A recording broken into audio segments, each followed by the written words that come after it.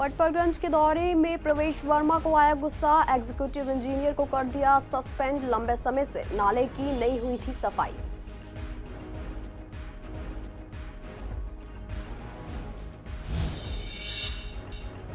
ककडुमा court में Shahdara bar association के चुनाव रद्द, चुनावी गड़बड़ियों के कारण लिया गया फैसला। अब हाईकोर्ट में सौंपी जाएगी रिपोर्ट।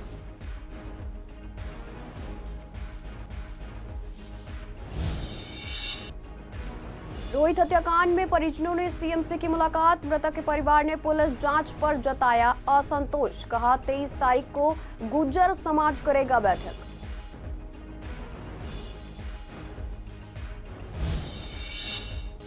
जीटीबी अस्पताल के बाहर बनी हुई है जाम की समस्या, प्रशासन की कार्रवाई के बावजूद भी समस्या नहीं हुई हल। गेट नंबर 7 पर ई रिक्शा और वाहनों से मरीजों को हो रही है परेशानी, एम्बुलेंस की आवाजाही में भी आती है मुश्किलें। ककड़ी मोड़ से हसनपुर डिपो तक फैला मलबा, राहगीरों और वाहन चालकों को हो रही दिक्कत। सरकारी प्रयास नाकाम, मलबा माफिया बेखौफ।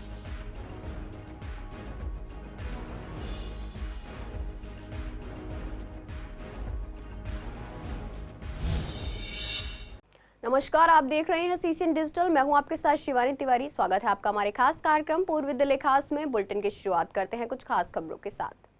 दिल्ली के पीडब्ल्यूडी मंत्री प्रवेश वर्मा ने पटपरगंज में दौरे के दौरान एग्जीक्यूटिव इंजीनियर को सस्पेंड करने का आदेश दिया है। प्रवेश वर्मा शुक्रवार सुबह 11 बजे त्रिलोकपुरी और 12 बजे पटपरगंज विधानसभा के दौरे पर पहुंचे थे। दोनों जगह उन्होंने पीडब्ल्यूडी की सड़कों और नालों की स्थिति का जायजा लिया। पटपरगंज के दौरे के दौरान पीडब्ल्यूडी के नाले का भी निरीक्षण किया। नाला काफी समय से भरा हुआ था। स्थानीय विधायक रविंद्र सिंह नेगी और स्थानीय लोगों ने उनसे अधिकारियों की लापरवाही की शिकायत की। इससे नाराज होकर प्रवेश वर्मा ने एग्जीक्यूटिव इंजीनियर रामाशीष सिंह को सस्पेंड करने का आदेश अधिकारियों को दिया। रामाशीष सिंह पीडब्ल्यूडी की ईस्ट रोड डिवीजन के अक्षरधाम फ्लाईओवर एरिया में तैनात थे। प्रवेश वर्मा ने जानकारी दी कि पटपरगंज में पीडब्ल्यूडी की सड़क है और उसके साथ एक ड्रेन है जिसकी सफाई करने का काम भी पीडब्ल्यूडी का है। वह काम नहीं हो रहा था, जिसके चलते एग्जीक्यूटिव इंजीनियर को सस्पेंड करने के लिए कहा गया है। प्रवेश वर्मा ने साफ तौर पर अधिकारियों को कह दिया है कि अगर आप लोग अपना काम ठीक से नहीं करेंगे तो कार्रवाई होगी। बता दें कि दिल्ली में बीजेपी सरकार बनने के बाद 1 महीना पूरा हो चुका है। सरकार बनने के बाद से ही मंत्रियों ने अलग अलग इलाकों में दौरे करना शुरू कर दिया था। इसी क्रम में पीडब्ल्यूडी मंत्री प्रवेश वर्मा के दौरे भी जारी हैं। आपको बता दें कि एक दिन पहले ही विधानसभा अध्यक्ष विजेंद्र गुप्ता ने सभी अधिकारियों को पत्र लिखकर विधायकों की और मंत्रियों की बात सुनने और उस पर अमल करके काम करने के लिए कहा था। में ड्रेन है जिनको साफ करने का काम भी पीडब्ल्यूडी का है, वो बिल्कुल भी नहीं हो रहा है। इसलिए मैंने जो यहाँ के एक्सीएन हैं, मैंने उनको सस्पेंड करने के लिए बोला है और जो सारे अधिकारी हैं सबको स्पष्ट रूप से बोला है कि अगर आप लोग अपना काम को ठीक नहीं करेंगे तो कार्रवाई होगी। हम ये हमारी राजधानी को, दिल्ली को ऐसे हाल में नहीं छोड़ सकते। मैंने यहाँ के एक्सीएन को सस्पेंड करने के लिए बोल दिया है।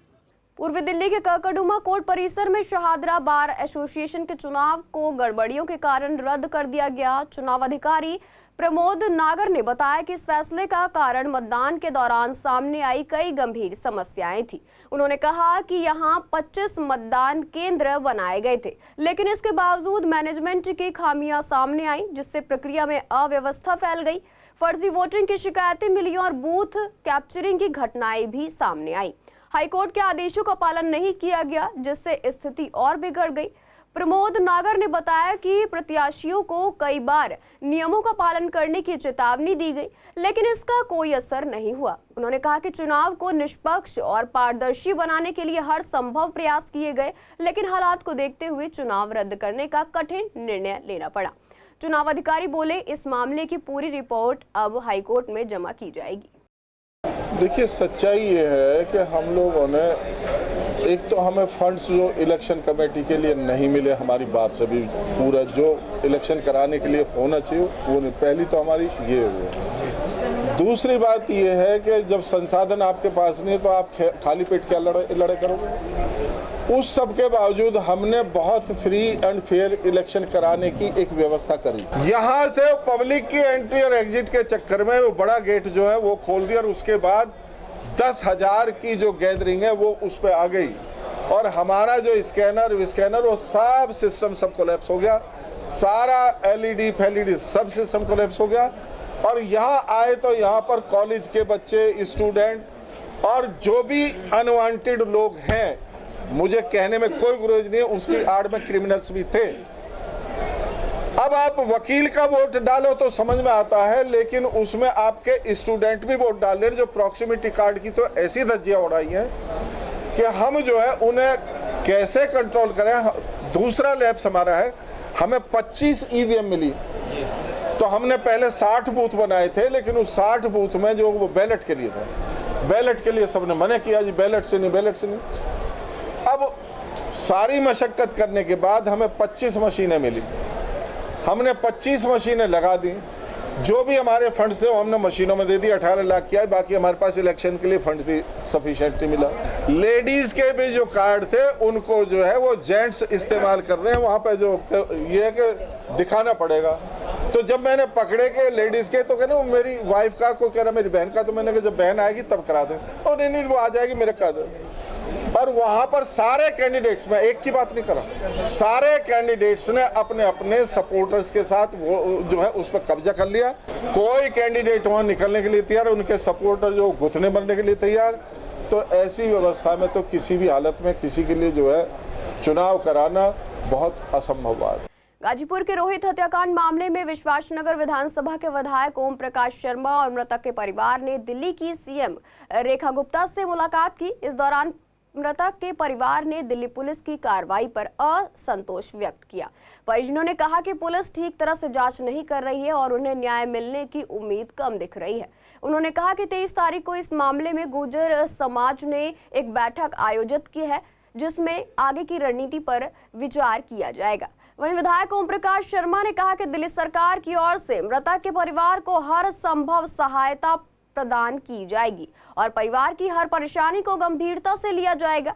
उन्होंने यह भी साफ किया कि परिवार को पुलिस की जांच प्रक्रिया से संतोष नहीं है, लेकिन उनकी तरफ से पूरी कोशिश की जाएगी कि न्याय मिल सके। विधायक ने भरोसा दिलाया कि वे व्यक्तिगत रूप से इस मामले पर नजर बनाए रखेंगे और सुनिश्चित करेंगे कि दोषियों को सख्त से सख्त सजा मिले।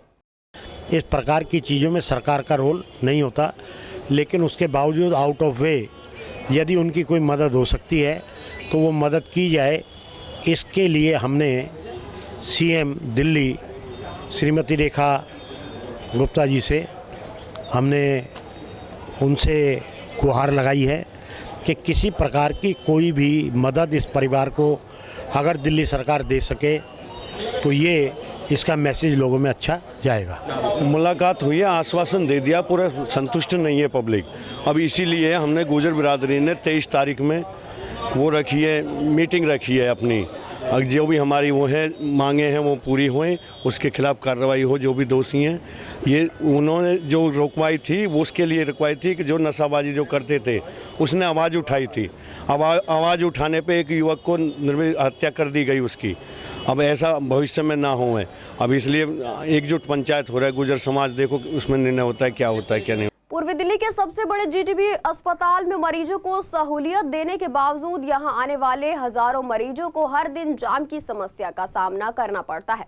प्रशासन ने कई बार इस समस्या पर कार्रवाई की है, लेकिन यह जाम की समस्या जस की तस बनी हुई है। कुछ समय पहले अस्पताल प्रशासन और दिल्ली पुलिस ने एक ड्राइव शुरू की थी, जिसमें रेहड़ी पटरी और ई रिक्शा को हटा दिया गया था। कई दिनों तक ट्रैफिक पुलिस गेट नंबर 7 के पास ई रिक्शा हटाती थी और वाहनों को जाम मुक्त करती थी, लेकिन अब फिर से वही समस्या खड़ी हो गई है। मरीजों का कहना है कि यहां केवल खानापूर्ति की जाती है और कोई स्थायी समाधान नहीं ढूंढा जाता है। खासकर गेट नंबर 7 के पास, जहां ई रिक्शा वाले अपनी गाड़ी खड़ी कर देते हैं और सवारी भरने के लिए रुकते हैं, जिससे मरीजों को बहुत परेशानी होती है। कई बार तो एम्बुलेंस को भी यहां से निकलने में मुश्किल होती है। यहां ना तो ट्रैफिक पुलिस नजर आती है और ना ही कोई अधिकारी जो मरीजों को इस समस्या से राहत दिला सके। चोट लगने का डर रहता है, हर टाइम जाम ही रहता है, तो कभी भी आ जाओ तुम, जाम मिलेगा यहाँ। परेशानी होती है लोगों को? बहुत सबको ही परेशानी आता है, बहुत परेशानी। कई बार ऐसा होता है एम्बुलेंस वगैरह भी पहुंच जाती है। और क्या, कई कई घंटे तक यहाँ जाम लगा रहता। होना क्या चाहिए था? वो तो आप बताओ क्या करें, हम तो परेशानी होंगे जनता। कभी कभी आते हैं, हमेशा नहीं रहते हैं, कभी कभी, हमेशा नहीं रहते। नहीं मैम, अगर ई रिक्शा हट जाएंगे तो इनकी भी रोजी रोटी है, इन लोगों की भी रोजी रोटी है, और जो सवारी है वो भी तो परेशान होंगी। रिक्शे तो ठीक से लगते हैं, अपने नंबर से चलते हैं, रिक्शे वालों में तो कोई प्रॉब्लम मुझे लगती नहीं। हाँ, वहाँ उस साइड तो थोड़ा सा प्रॉब्लम है, क्योंकि वहाँ से निकलती है पब्लिक, तो उनके लिए तो है, लेकिन यहाँ तो सब नंबर से चलते हैं, क्योंकि हम लोग, हाँ जी, गेट के सामने की तो कह सकते हैं, लेकिन यहाँ तो सब नंबर से ही जाते हैं। प्रॉब्लम नहीं, उधर की साइड में प्रॉब्लम है बहुत ज़्यादा। उधर जैसे अंदर से बाहर आते हैं तो ये ऑटो वगैरह, ये गाड़ियाँ जो हैं ये अंदर लगी हुई होती है काफ़ी, तो निकलने में बढ़ने में परेशानी होती है बहुत ज़्यादा। यदि इस चीज़ में अगर जो प्रशासन चाहता है तो क्या नाम है, ये अच्छा रह जाएगा, वो काफ़ी अच्छा रहेगा ये। नहीं, फिलहाल तो यहाँ पे कोई भी नहीं है। देखो, दरवाज़ा तो क्लियर होना चाहिए, जो मेन गेट है 7 नंबर गेट, ये क्लियर होना चाहिए, तभी जो है ट्रैफिक को भी और आने जाने वालों को भी अच्छा लगेगा। ये तो लगभग चलती रहती है यहाँ पर। नहीं, यहाँ अधिकतर चलती रहती है। अभी पीछे से ठीक हो गई थी, लेकिन फिर वैसे ही हो गया। प्रशासन ने यहाँ पे काफ़ी वक्त दिया अपना, लेकिन अभी जो ना कुछ टाइम से जो ना फिर ऐसा ही हो रहा है। बेशक ई रिक्शा से लोगों को काफ़ी सहूलियत मिली है अपने जगह पे जाने के लिए, हॉस्पिटल हो चाहे फिर बस स्टॉप हो या फिर मेट्रो स्टेशन, सभी जगह से ई रिक्शा बड़ी आसानी से मिल जाते हैं, जिसकी वजह से वो अपने घर पर आराम से पहुँच सकते। लेकिन ये ई रिक्शा कभी ना कभी मुसीबत का कारण भी बन जाते हैं। फिलहाल अगर बात करें जीटीबी हॉस्पिटल की, तो यहाँ पर काफ़ी लंबे समय से ई रिक्शा के कारण जाम लगता है। आपको दिखाना चाहूँगी यहाँ पर जो नज़ारा है इस समय, हालांकि ओपीडी का समय लगभग ख़त्म होने वाला है, लेकिन अभी भी यहाँ पर जो भीड़ है, जो जाम है, कितना ज़्यादा आप देख सकते हैं। जो भी ई रिक्शा यहाँ पे लगे वो किस तरीके से लगे रहते हैं, बिल्कुल गेट नंबर 7 के सामने, जिसकी वजह से यहाँ आने वाले मरीजों को, आम जनता को काफ़ी समस्या का सामना करना पड़ता है। जो भी मरीज़ यहाँ पर आते हैं वो लगभग इसी गेट से होकर निकलते हैं, जिसकी उनको यहाँ पर जाम से जूझना पड़ता है और काफ़ी दिक्कतें उनको फेस करनी पड़ती हैं। लगातार अस्पताल प्रशासन हो, पुलिस प्रशासन हो, दोनों की तरफ से यहाँ पर बार बार सख्ती की गई, कार्रवाई की गई, लेकिन उसके बावजूद ना ही यहाँ से रेडी पटरी हटाई गई, ना ही यहाँ से ई रिक्शा को मैनेजमेंट किया गया। हालांकि कुछ दिनों तक यहाँ पर पुलिस जरूर मौजूद रही, ट्रैफिक पुलिस भी यहाँ पर मौजूद है, जिन्होंने ट्रैफिक को कंट्रोल किया, लेकिन उसके बाद भी यहाँ पर समस्या जस की तस बनी रही। आप देख सकते हैं कि यहाँ पर जो ट्रैफिक है वो लगातार बना हुआ है। यहाँ पर ट्रैफिक की जो स्पीड है वो बहुत ज़्यादा है, गाड़ियाँ यहाँ पर बहुत अधिक रहती हैं, जिसकी वजह से मरीज़ काफ़ी परेशान होते हैं। कोई यहाँ पर ट्रैफिक कर्मी नज़र नहीं आता, कोई अस्पताल प्रशासन की तरफ से कोई भी यहाँ पर नज़र नहीं आता जो कि इस ट्रैफिक को मैनेज कर सके, मरीजों को राहत दे सके। ऐसे में कई बार जब एम्बुलेंस फंस जाती है तो उसको भी निकलने में काफ़ी दिक्कतें होती हैं।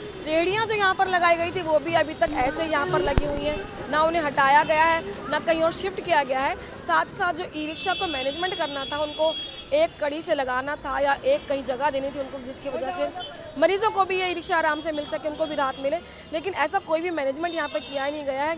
साथ यहाँ पर बात चल रही थी कि सबवे बनाया जाएगा, ऐसा कुछ भी होता नज़र नहीं आ रहा है, जिसकी वजह से जो समस्या सालों पहले बनी हुई थी वो समस्या अभी भी ऐसी की ही बनी हुई है, जो कि यहाँ पर आने वाले मरीजों को आज भी फेस करनी पड़ रही है। जूझ रहे हैं लोग अभी भी, लेकिन कोई भी डिपार्टमेंट, ना पुलिस प्रशासन ना अस्पताल प्रशासन की तरफ से कोई सख्ती की जा रही, जिसकी वजह से मरीजों को राहत मिल सके। कैमरा पर्सन लेत कुमार के साथ सोनिया शर्मा, CCN। पूर्वी दिल्ली के कई इलाकों में घरों से निकलने वाले मलबे को अवैध रूप से सड़कों पर फेंकने का सिलसिला जारी है। सरकार ने इस पर रोक लगाने के लिए कई प्रयास किए, लेकिन ट्रैक्टर माफिया बार बार इन मलबों को सार्वजनिक जगहों पर फेंककर भाग जाते हैं। इससे स्थानीय निवासियों और राहगीरों को भारी परेशानी का सामना करना पड़ रहा है। खासकर कड़कड़ी मोड़ से हसनपुर डिपो तक की सड़कों पर जगह जगह मलबा फैला हुआ है। दिन के समय यहाँ ट्रैफिक ज्यादा रहता है, जिससे रास्ता और भी सकरा हो जाता है। आधी सड़कें मलबे से भरी होती हैं, जिससे वाहनों को आने जाने में मुश्किल होती है और दुर्घटनाओं का खतरा बढ़ जाता है। शाम के समय तो हालत और भी खराब हो जाती है, जब गाड़ियों की संख्या बढ़ती है और जाम लग जाता है। स्थानीय लोग प्रशासन की लापरवाही से नाराज हैं और मांग कर रहे हैं कि मलबा माफिया पर सख्त कार्रवाई होनी चाहिए। लोगों ने अपील की है कि इस समस्या का स्थायी समाधान निकाला जाए। प्रशासन द्वारा लगातार जो ट्रैक्टर माफिया है उन पर शिकंजा कसने की कोशिश की जाती है, लेकिन उसके बावजूद ये इतने ज़्यादा एग्रेसिव रहते हैं कि इनका जो काम है वो रुक नहीं पाता है। जगह जगह मलबा इनके द्वारा फेंक दिया जाता है, जिससे लोगों को काफ़ी परेशानी होती है। फिलहाल अगर बात करें कड़कड़ी मोड़ की, तो आपको दिखाना चाहूँगी यहाँ पर जो हालात हैं वो बेहद ख़राब है। कड़कड़ी मोड़ से लेकर के आनंद विहार, पड़पड़गंज और हसनपुर डिपो तक ये मलबा यूं ही लगातार फैला हुआ है। हर जगह फैला है ये मलबा। धूल तो बढ़ा ही रहा है, साथ ही साथ गंदगी की समस्या से भी लोगों को दो चार होना पड़ रहा है। यहाँ पर ट्रैफिक बहुत ज़्यादा इन रोड्स पर रहता है, लेकिन लोगों को जितनी समस्या होती है उसका कोई भी यहाँ पर समाधान नहीं किया जा रहा है। तकरीबन सालों से यहाँ पर लगातार कूड़ा, मलबा और घर से निकला हुआ कंस्ट्रक्शन मटेरियल सब यहाँ फेंका जाता है, लेकिन सरकार और प्रशासन आंखें मूंदे बैठी है और उस पर कोई भी काम नहीं कर पा रही, जिससे कि लोगों को राहत मिल सके। यहाँ पर ट्रैफिक रात के समय के साथ कोई भी हादसा हो सकता है। हालांकि बेशक लाइटें यहाँ पे मौजूद हैं, लेकिन हादसे होने में कोई भी यहाँ पर गुजार नहीं हो सकती, क्योंकि यहाँ पर जिस तरीके से मलबा है वो आधा रोड कवर कर लेता है। साथ ही साथ हवाएं तेज़ चलती हैं, धूल उड़ती है। कम से कम 2 व्हीलर वाले लोगों को काफ़ी ज़्यादा समस्या होती है, क्योंकि उनकी विजिबिलिटी जो है काफ़ी कम हो जाती है, जिससे लोगों को परेशानी होती है। साथ ही साथ जो हादसे हैं उनका खतरा भी बढ़ता है।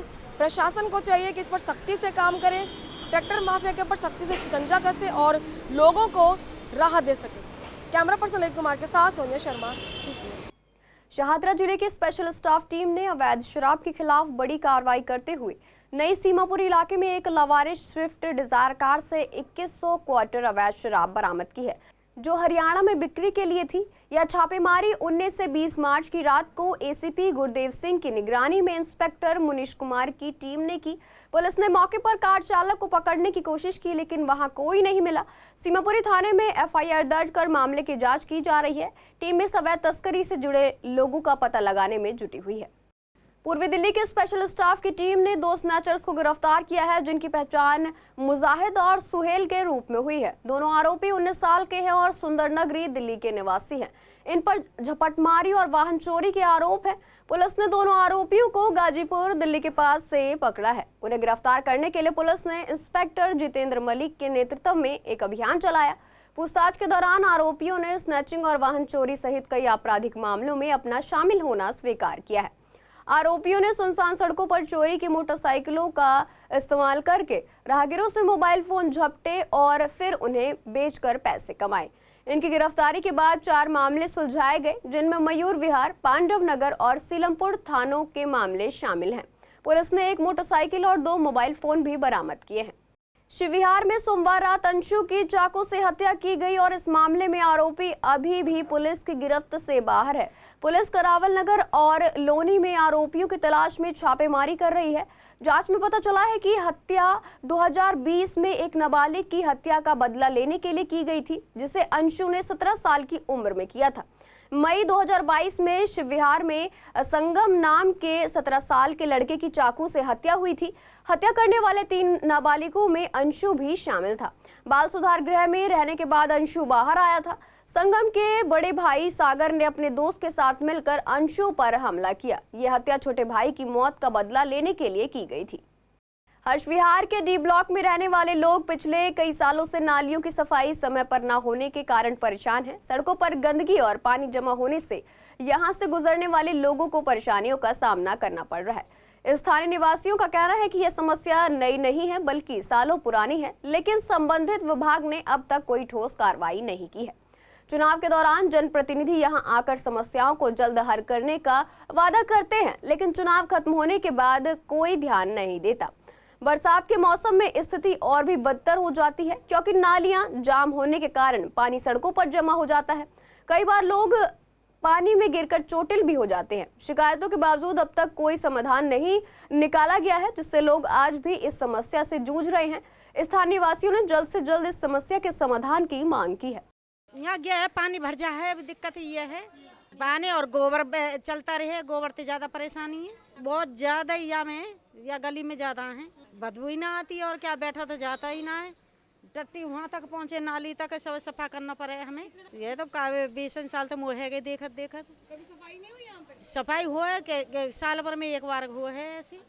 ये नालियों का है, बरसात में तो और इससे ज़्यादा बुरा हाल हो जाता है। आते हैं वो करते हैं, क्या बोलते हैं, जो इनके MCD के हैं, नहीं होता, ऐसे ही रहता है यहाँ पे हरदम पूरी साल ही। बरसात में तो अभी और बुरा हाल हो जाएगा, देखना। इसमें 12 महीने ऐसे ही पानी भरा रहता है। जब भी देखो ये रोड का पानी गली में वापसी चला जाता है, गली में पानी भर जाता है और पानी उल्टा उल्टा चलता है। पानी किस चीज़ का, बारिश हुई है? ये नाली का पानी है जी, ऐसे ही भरे रहते हैं नाले। हमेशा ऐसे रहता है। हाँ जी, और बरसात अगर हो जाए, बरसात हो जाए तो ये जी आधी बाइक डूब जाती है। इतना पानी हो जाता है यहाँ।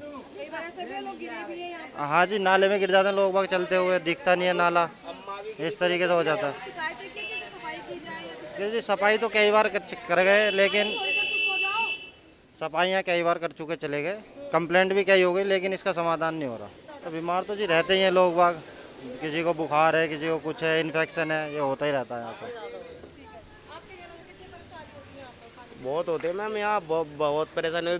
1-1.5 हफ्ते पहले एक माँ जी का तो वो गिर गई थी यहाँ पर, चोट लग गई थी उनके बतेरी। तो दिक्कत परेशानी यही है कि अच्छा पानी भर जाता है, लोगों को जुकाम वगैरह हो जाता है, बुखार भी होता है बहुत। हाँ जी, जाम लग जाता है, इधर उधर लग जाता है मैम, यही होता है, दिक्कत बहुत है मैम। रोड अच्छा बन जाना चाहिए, नाली अगर नीचे होना चाहिए, रोड ऊपर होना चाहिए। कृष्णानगर थाना पुलिस ने स्नैचिंग के मामलों में शामिल एक कपल को गिरफ्तार किया है जो बॉलीवुड फिल्म बंटी और बबली से प्रेरित होकर अपराध की दुनिया में उतरे थे। 18 मार्च को पीड़िता भारती कपूर ने मोबाइल फोन छीनने के मामले में एफआईआर दर्ज की गई थी, जिसके बाद इंस्पेक्टर मुकेश राणा की टीम ने करीब 60 से ज्यादा सीसीटीवी फुटेज की जांच की और गुप्त सूचना के आधार पर आरोपियों को पकड़ लिया। गिरफ्तार किए गए आरोपियों की पहचान 24 साल के अमन और 23 साल की साक्षी के रूप में हुई है। पूछताछ में उन्होंने खुलासा किया कि उन्होंने आलीशान जीवन जीने के लिए इस तरह की घटनाओं को अंजाम दिया। मामले की जांच जारी है और अब तक छीने गए मोबाइल फोन की बरामदगी नहीं हो पाई है। पुलिस ने वारदात में इस्तेमाल की गई स्प्लेंडर मोटरसाइकिल भी जब्त कर ली है। 18 मार्च को हमको एक पीसीआर कॉल मिली। पीसीआर कॉल में ये था कि एक लेडी ने कॉल किया था, उसने बताया कि उससे एक बाइक पर सवार लड़का और लड़की ने उसका मोबाइल फ़ोन छीन लिया है। पुलिस को जब ये कॉल मिली तो पुलिस तुरंत हरकत में आई और हम लोगों ने इसमें तुरंत मुकदमा दर्ज करा। मुकदमा दर्ज करने के बाद जब हम लोगों ने इसकी इन्वेस्टिगेशन करी, हम लोगों ने जब सीसीटीवी खंगाले तो पाया कि एक लड़का और एक लड़की इस तरीके की स्नैचिंग में इन्वॉल्व है। जांच में आगे हम लोगों ने इन लोगों को पकड़ लिया है। इनसे हम लोगों ने अभी मोटरसाइकिल, जिस मोटरसाइकिल से ये वारदात करते थे, और इनके कपड़े, जो कपड़े पहने हुए थे इन्होंने वारदात के वक्त, वो रिकवर कर लिए और पीछे इन्वेस्टिगेशन करने में पता चला कि इसी तरीके के एक और मुकदमे में कृष्णानगर थाने में ही ये लोग ऑलरेडी इन्वॉल्व थे। इसमें जो लड़का है उसका नाम अमन है और वो 24 साल की उम्र है और ये त्रिलोकपुरी ईस्ट दिल्ली का रहने वाला है। लड़की का नाम साक्षी है, ये 23 साल इसकी उम्र है और ये संगम विहार की रहने वाली है। पूर्वी दिल्ली के गीता कॉलोनी स्थित एक स्कूल ने अपना वार्षिक उत्सव शाह ऑडिटोरियम में मनाया। इस कार्यक्रम की शुरुआत दीप प्रज्वलित कर की गई। हर साल की तरह इस बार भी इस प्रोग्राम में कुछ नया था। इस साल की थीम सोशल मीडिया रखी गई थी और प्रोग्राम का नाम था मेरा बचपन। टीचरों ने बताया कि बच्चे सोशल मीडिया पर काफ़ी एक्टिव हो गए हैं, इसलिए उन्होंने बच्चों को सोशल मीडिया के सकारात्मक और नकारात्मक प्रभावों के बारे में जागरूकता के लिए इस थीम को चुना। कार्यक्रम में बच्चों ने रंगारंग प्रस्तुतियां भी दी। टीचर्स ने बताया कि इस कार्यक्रम को तैयार करने में काफ़ी समय लगा और कार्यक्रम को सफल बनाने में पेरेंट्स का भी भरपूर सहयोग मिला। सर एक्चुअली इस बार हमने एक न्यू थीम ली थी, सोशल मीडिया। उससे रिलेटेड हमने इसीलिए रखा क्योंकि आजकल पेरेंट्स इतना सोशल मीडिया के अंदर इंगेज हो चुके हैं, उनको देखकर उनके बच्चे भी इंगेज हो रहे हैं, तो पेरेंट्स जो हैं वो बच्चों को बहुत कम समय दे पा रहे हैं, तो कहीं ना कहीं बच्चे इफेक्ट कर रहे हैं इस चीज़ से। सो इस वजह से हमने इस बार थीम रखी सोशल मीडिया कि इसमें बच्चों का बचपन थोड़ा मिस हो रहा है। लास्ट टाइम हमने देखा था कि आपने सीनियर सिटीजन जी, तो क्या इस बार उनका भी परफॉर्मेंस रहेगा? बिल्कुल बिल्कुल सर, ग्रैंड पेरेंट्स तो सबसे पहले हैं, पेरेंट्स से भी पहले हैं, तो उनका परफॉर्मेंस तो हम भूल ही नहीं सकते। सर मेरे लिए तो मेरे सारे बच्चे बहुत प्यारे हैं, सारी परफॉर्मेंसेस बहुत अच्छी है। मैं चॉइस ही नहीं कर पाऊंगी कि first year second year. But जब से ये ऑनलाइन क्लासेस का वो चला है ना, तब से उसके बाद से ये चीज़ बहुत मुश्किल हो चुकी है बच्चों के लिए। लेकिन हाँ, बट मैं पर्सनली अपने बच्चों को कोशिश करती हूँ कि वो लोग फिजिकल एक्टिविटीज़ ज़्यादा करें। ऑफ कोर्स मेरा जो छोटा बेटा है तो मैंने इसी स्कूल में डाला है, बिकॉज मुझे नहीं लगता कि इससे बेस्ट कोई भी स्कूल ईस्ट दिल्ली में है अभी तक। मतलब इतना होमली एटमॉस्फेयर है, मतलब I can not even explain. बहुत अच्छा, मतलब इतने छोटे बच्चों के साथ मेहनत करना और मतलब अपना 100% देना, हमसे एक बच्चा नहीं संभलता। बहुत अच्छा। एक्चुअली मेरे तो वो था ट्विंस, तो लास्ट ईयर भी किया था, तो मतलब बहुत इन्जॉय किया था बच्चों ने, बहुत मज़ा आया। इस बार क्या कुछ खास बच्चों की परफॉर्मेंस जैसे पहले तो दिन प्रतिदिन बढ़ता जा रहा है, अच्छा परफॉर्मेंस करते हैं बच्चे, जितना पेरेंट्स अच्छा परफॉर्मेंस कर रहे हैं, ग्रैंड मदर्स ग्रैंड फादर, ये प्रोग्राम चलता है। अभी भी आपने देखा है प्रोग्राम में बच्चों को भी बताया गया कि कैसे हमने कितनी देर तक फ़ोन को यूज़ करना है। अभी भी ये प्रोग्राम के बच्चों द्वारा बताया गया कि बच्चे कहते हैं हम आधा घंटा 1 घंटा रोज़ डेली मोबाइल को यूज़ करते हैं, उससे का आँखों पे इफेक्ट पड़ता है। बहुत अच्छा लग रहा है, हमने इस स्कूल की काफ़ी तारीफ़ सुनी थी। हम बहुत सारे अच्छे स्कूलों में पेटल्स वगैरह में भी हम सोच रहे थे, लेकिन हमने इसको इंस्टाग्राम पे भी फॉलो किया और देखा, और नेहा मैम का इतना सपोर्ट देखा। प्रिंसिपल जल्दी इन्वॉल्व नहीं होती हैं, लेकिन यहाँ पे हमने टीचर का इन्वॉल्वमेंट देखा, तब हमने यहाँ एडमिशन कराया। मैं तो बहुत कोशिश करती हूँ, उसको मोबाइल बहुत कम से कम देती हूँ, पर यह है खाना खाते हुए लेते हैं आजकल के बच्चे। बाकी कोशिश तो यही है हमारी कि हम नहीं देंगे। कितना अवेयर करेंगे? हाँ ये तो है। देखो ये चीज़ें तो हम लोग भी इतना करते हैं, तो सबसे पहले तो हमें उनके सामने या फिर बंद करना चाहिए, ताकि जो सीखेंगे वो हमसे सीखेंगे।